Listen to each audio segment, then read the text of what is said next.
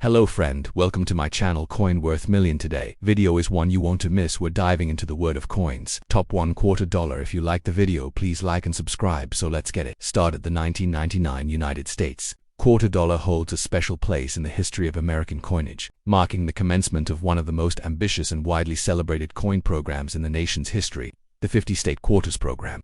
This program was not just a numismatic project, it became a cultural phenomenon that reinvigorated interest in U.S. coin collecting and brought millions of Americans closer to their country's diverse geography, history, and heritage. The quarters issued in 1999 represented the first 5 states in the order. They ratified the Constitution, or were admitted into the Union. These states were Delaware, Pennsylvania, New Jersey, Georgia, and Connecticut. Each coin featured a unique, reverse design dedicated to the history, symbols, and identity of the respective state, while retaining the standard obverse design that had become iconic with George Washington's profile.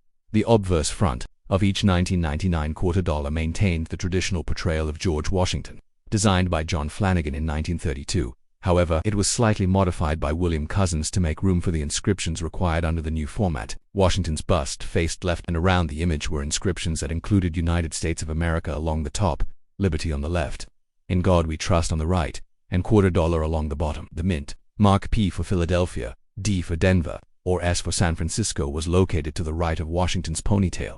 Each of the reverse bat designs varied by state and was selected through a rigorous process involving state governors, citizens, artists, and the U.S. Mint.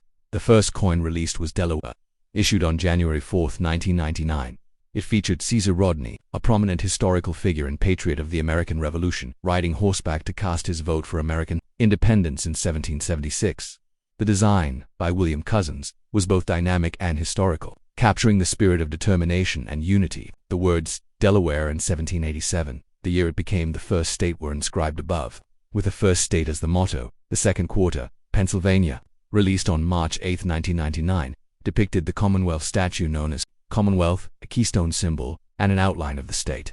Designed by John Mercanti, the reverse celebrated Pennsylvania's central role in the formation of the United States. The inscription included Pennsylvania, 1787, virtue, liberty, independence, and the date of issue. Next came the New Jersey $1/4 on May 17, 1999. The reverse depicted General George Washington leading his troops across the Delaware River, an iconic moment during the Revolutionary War. The design was inspired by Emanuel Lewitz's famous painting and was created by artist Alfred Maletsky. The words "Crossroads of the Revolution" appeared as the state's motto.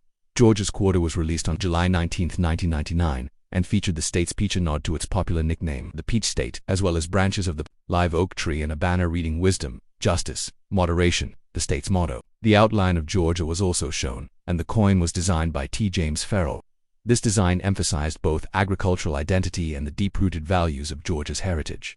The final $1/4 of 1999 was for Connecticut. Released on October 12, its reverse featured the famous Charter Oaks, an important historical symbol where it is said that the Connecticut Charter of 1662 was hidden to prevent its confiscation by British authorities. Designed by T. James Farrell, the image of the majestic tree conveyed resilience, freedom, and the strength of American ideals. The specifications for each 1999 $1/4 were the same as those for standard modern quarters. They measured 24.26 millimeters in diameter, had a thickness of 1.75 millimeters, and weighed 5.67 grams. These coins were composed of a clad alloy, an outer layer of 75% copper and 25% nickel bonded to a pure copper core. This composition gave the coins a silvery appearance while maintaining their durability and affordability for mass production. Coins were minted at 3 facilities: Philadelphia P, Denver D, and San Francisco S. The P and D mint marks were used on circulation strikes, while the S mint produced both proof versions and clad in silver.